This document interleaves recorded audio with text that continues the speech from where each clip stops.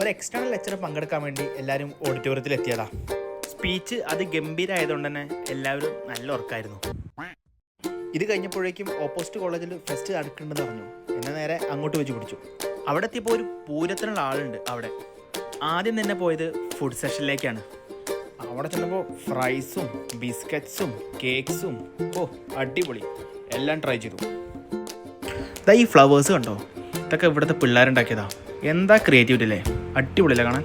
ഇതൊക്കെ കണ്ടിട്ട് നേരെ പോയത് ഫേസ് പെയിൻറ്റിങ് സെഷൻ കാണാനാ. അവിടെയാണെങ്കിലോ ഒടുക്കത്തെ ക്യൂ. അതുകൊണ്ട് ഞാൻ അവിടെ അധികം നേരം നിന്നില്ല.